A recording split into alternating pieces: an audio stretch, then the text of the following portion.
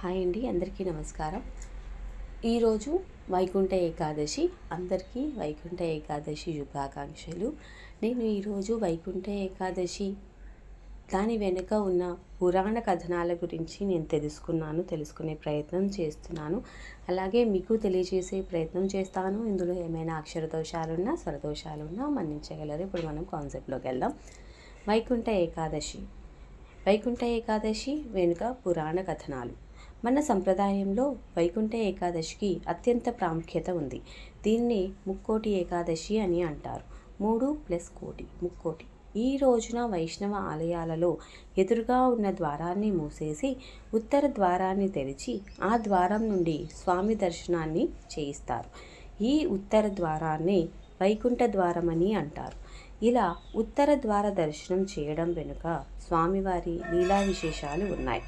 శ్రీ మహావిష్ణువు కృతయుగంలో మత్స్య, కూర్మ, వరాహ, నారసింహ అవతారాలను, త్రేతాయుగంలో రామచంద్ర అవతారాన్ని ధరించి ద్వాపరయుగంలో కృష్ణావతారంలో దర్శనమిచ్చిన స్వామి కలియుగంలో విరజా నది మధ్య భాగంలో సప్త ప్రాకార సంశోభితమైన పరమ పదంతో సహా శ్రీదేవి భూదేవిల సమేతుడై విశ్వక్సేనాదులను తనను కొలుస్తూ ఉండగా శేషపాన్పుపై అర్చావతారుడై వెలిసిన దివ్యగాథను ముక్కోటి విశదపరుస్తూ ఉంటుంది. ఇందు వెనుక ఆసక్తికరమైన కథ ఒకటి ఉంది.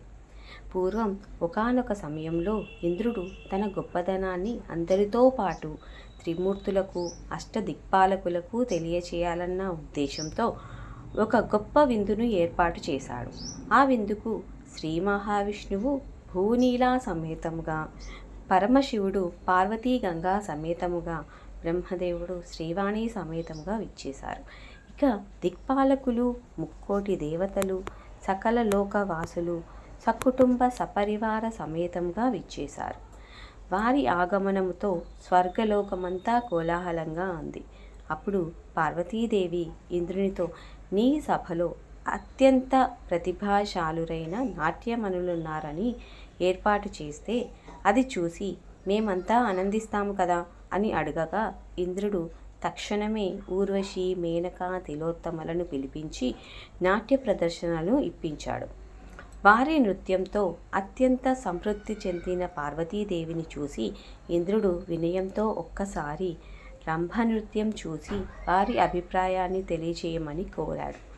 అనంతరం సభావేదిక చేరుకున్న రంభ ముందుగా పార్వతీ పరమేశ్వరులకు నమస్కరించి అనంతరం లక్ష్మీనారాయణుల పాదపద్మములకు వాణి పద్మజులను సేవించి సభికులకు అభివందనం చేసి సరస్వతి, భరత భూషణులను స్తుతించి నాట్యం మొదలుపెట్టింది.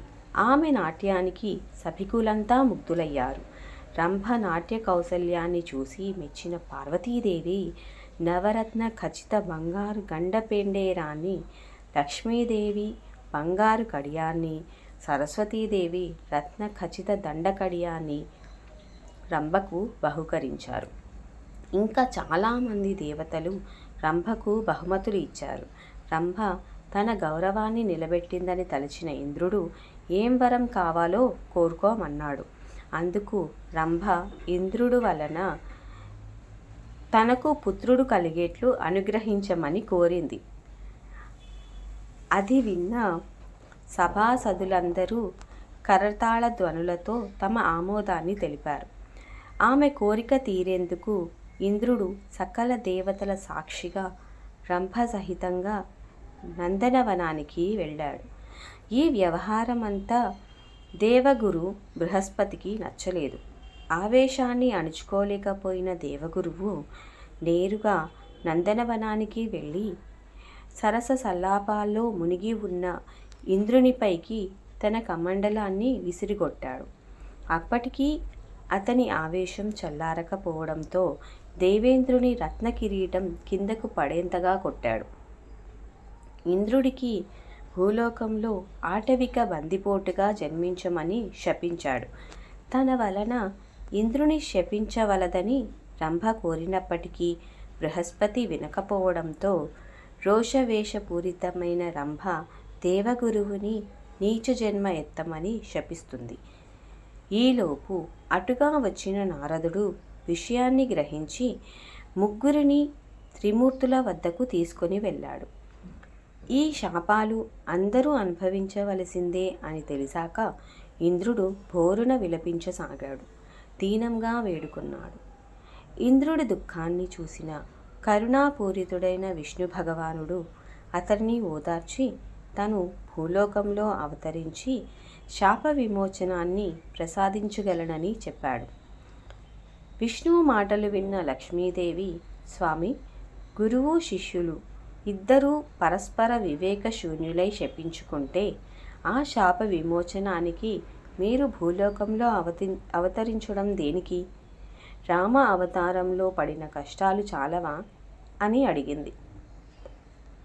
తాను ద్వాపరయుగాంతంలో దుర్వాసుని శాపం వల్ల బాధితురాలైన ఓ గొల్లభామకు వరం ఇవ్వడమే కారణమని పేర్కొన్నాడు విష్ణుమూర్తి. అలా శ్రీ మహావిష్ణువు భూలోక అవతారాల వెనుక చాలా కథలు ఉన్నాయి. ఇందులో ఇది ఒకటి. సర్వేషాం శాంతిర్భవతు. లోకా సమస్త సుఖినో భవంతు. లోకా సమస్త సుఖినో భవంతు. లోకా సమస్త సుఖినో భవంతు. ఈరోజుకి స్వస్తి.